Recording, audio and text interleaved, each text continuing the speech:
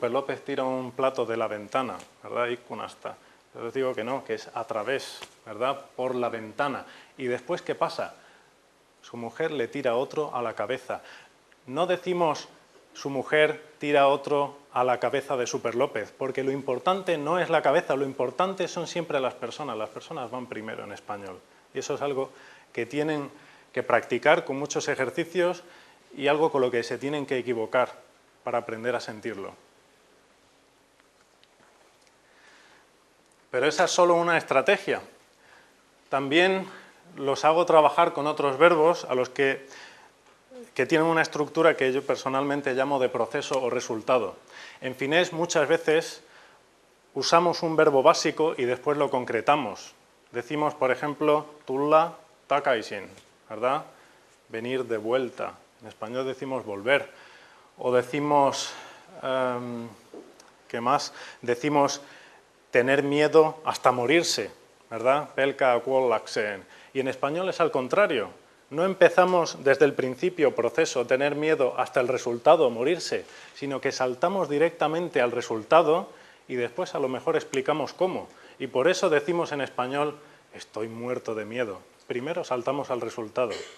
Esto se puede ver con muchos verbos. Esto es solo un extracto de los glosarios que uso en clase. Y, por ejemplo, esta diferencia entre cómo nos expresamos en finés y en español me quedó muy claro un día que estaba intentando explicarles a los alumnos el verbo hinchar.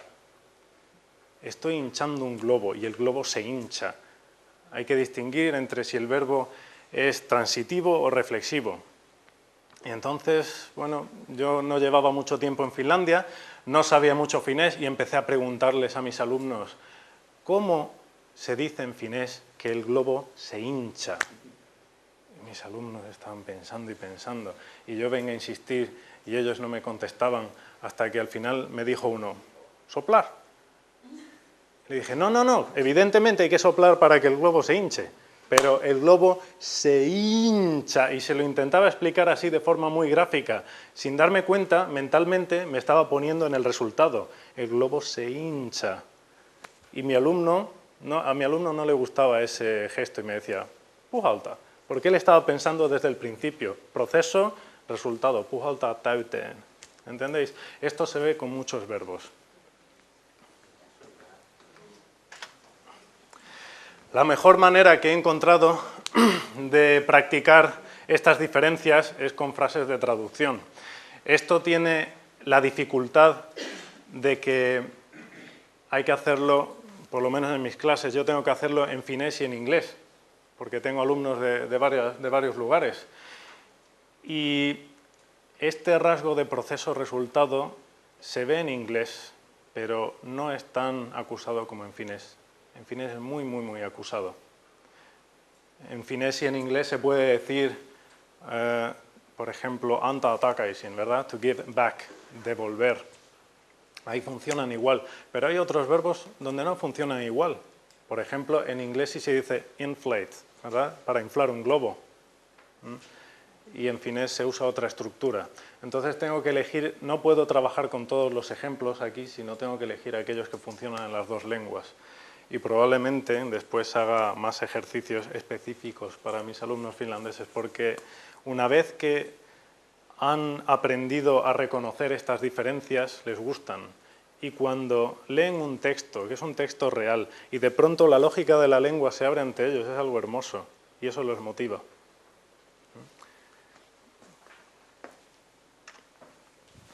Aquí tenemos otro ejemplo gráfico.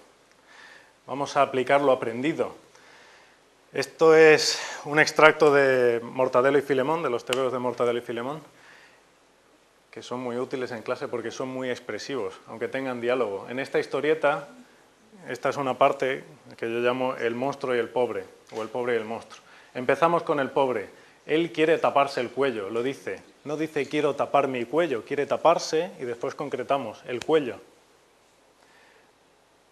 Entonces va a lo que le parece un supermercado, que es el vertedero, y lo que encuentra es un monstruo que le tapa el cuello, ¿verdad? Bien, el monstruo lo agarra por el cuello, primero la persona, lo agarra a él, y y después concretamos por el cuello. La repetición en estos ejercicios es importante, porque así los alumnos van viendo todo el rato cómo seguimos una lógica concreta al hablar una lengua. Y yo sé que esto depende de los dialectos, que no hablamos igual en América o en España, pero hay ciertos rasgos que son comunes. En esta parte, a ver, ¿dónde está? El pobre sale corriendo. Aquí es donde los alumnos me preguntan, ¿cómo se dice karkuun en español? Porque están pensando correr. Yo hasta karkuun. Correr a la huida. Ese es el resultado. Pero es que en español es distinto. Nos vamos al resultado. Lo importante es que se va de ahí. Se fue, salió. Y después explicamos cómo, corriendo. Por eso muchas veces las frases que nos producen los alumnos pueden sonar alambicadas. Sin embargo, si aprendemos a identificar estas diferencias y trabajamos con ellas, luego veremos que se pueden aplicar a muchos casos, que son casos que vuelven continuamente. Entonces, la utilidad es bastante alta comparada con el trabajo que requiere. En el último ejemplo es igual, el monstruo agarra una vaca por el cuello, otra vez, agarra la vaca y después concretamos por el cuello y lo persigue, que es donde los alumnos me preguntan cómo se dice ayataka, ¿verdad? Y les digo que, vamos a ver, en finés tenéis las dos posibilidades, podéis decir ayataka o decir yasta, yasta es más formal. Normalmente esta estructura de proceso-resultado es informal en finés y cuando hay un verbo que equivale a eso, es más formal. En español no hacemos esta diferencia, sencillamente nos gusta usar ciertos verbos que describen el resultado directamente, con matices. ¿De acuerdo? Y aquí tenemos otro rasgo que intento corregir en mis clases, y es que muchas veces en español distinguimos entre algo que es una acción o no es una acción. Por ejemplo, gustar, ¿verdad? Pita jostakin. En español no decimos yo gusto esto porque no es una acción, ¿vale? Son las cosas las que nos despiertan sentimientos. El punto de vista es distinto. Tampoco decimos, cuando yo estoy sentado en un sitio, yo me siento aquí. Me siento en el momento de sentarme, pero una vez que estoy sentado, no decimos yo me siento aquí, decimos estoy sentado aquí, porque distinguimos entre la acción y la situación. En finés esto se puede decir con el verbo istua y depende del verbo, ¿verdad? Istua, o sea, del caso, istua jonnekin o istua jossakin.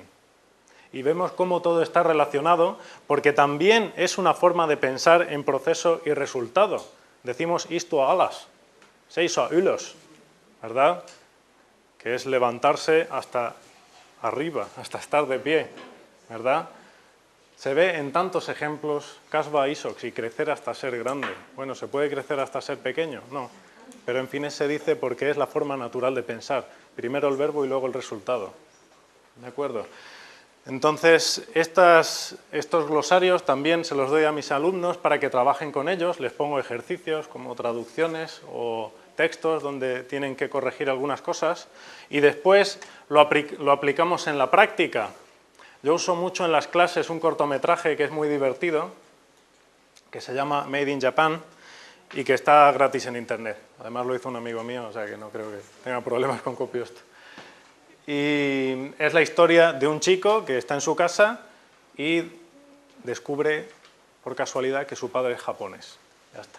Es una premisa bastante absurda, pero es un cortometraje bastante bueno, sobre todo si se quieren estudiar los tiempos de pasado.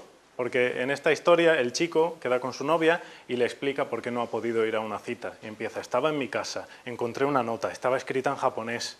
Le pregunté a mi madre por qué tenía una nota en japonés y me dijo, en fin, es una historia así contada en pasado. Si luego les pido, bueno, a ver, para trabajar con un cortometraje como este, normalmente uso transcripciones, me imagino que los demás lo haréis, pero no son transcripciones completas, hay que dejar algunos huecos. Es decir, si no les doy el texto a los alumnos, me dicen que no han podido trabajar con esto porque era muy difícil. Y si les doy el texto entero, me dicen que no han visto el cortometraje porque ya tenía la transcripción.